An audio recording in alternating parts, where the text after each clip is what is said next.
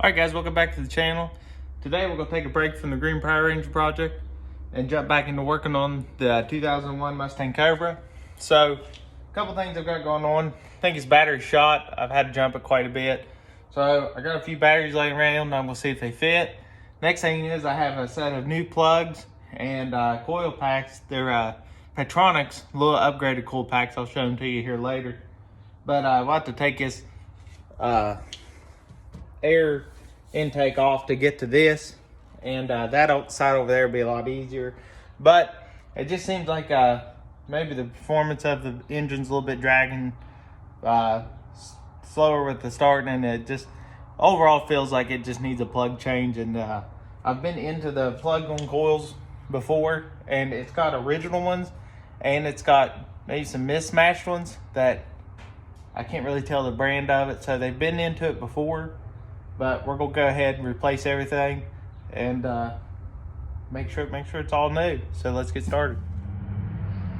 All right, so for the plugs, I went with Autolite double platinums. This is a plug I've just always ran. They have good performance. They last a long time, and I've never had an issue out of Autolite platinums. Here is the coil packs. They're like I said, Pertronix flamethrower coil packs. Here's all your different part numbers for your different engines. I bought these off Advance and was able to use my coupon and everything, and I believe I got them for $150, I think it was. So they was considerably cheaper than if I went OEM.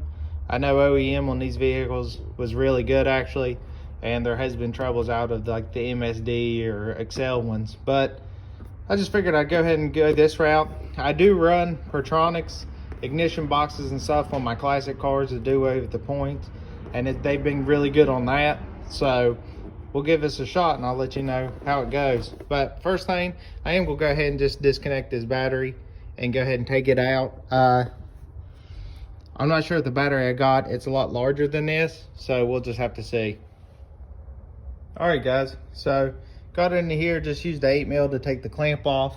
That's here. Unplugged the connections and then undid the strap and just lifted that whole piece out.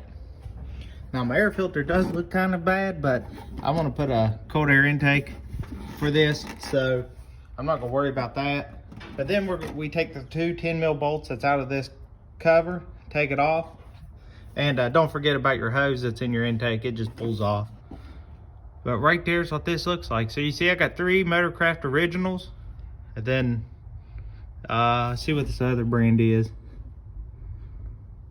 Maybe another Ford different model, I'm not sure.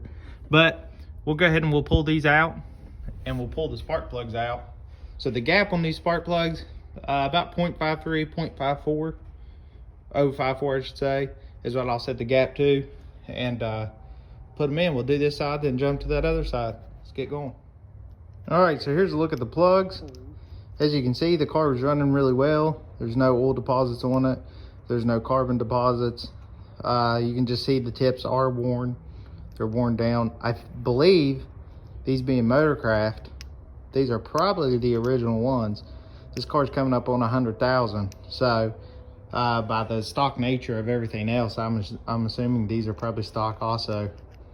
So they definitely served their time. Car looks like it's running good. There's the everything changed. We'll put this side back together, put the intake back on, and jump to the other side. All right, so here's the other 4 plugs. Look about the same. So running pretty good. No issues found. Went ahead and put her all back together. And as for the battery, none of the other batteries I had would work, so I am going to have to bite the bullet in my new battery. But another thing I like to mention is I always use dielectric grease on all my connections. I just think it makes for a better seal tight. I've seen the difference between used and not used, so it's always after I send that, it's always been good practice for me to do that. It's really up to you. But right now, let's go ahead and see if she'll start with this old battery.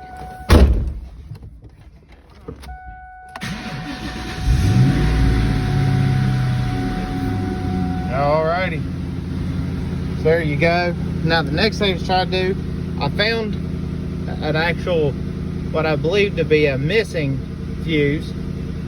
So easy way to test to see if it's working. So I am going to push the cigarette lighter in and see if anything works.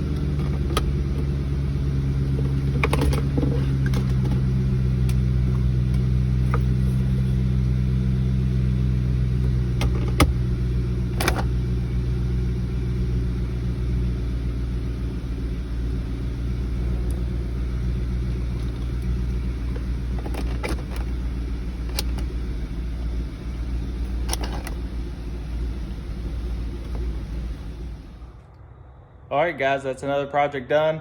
I'll have to go and get a battery in the morning for it. It's already late here in the great state of West Virginia. So started up fine, ended up found the fuse under the dashboard. It was a 20 amp fuse for the cigarette lighter. It was blown, changed it out. It works perfect. So until next time, when we pick back up with, I've got a new convertible top for it. So that's gonna take some time. I'm gonna do a video on how to do it. But until the next time we get back together on it, let's keep building.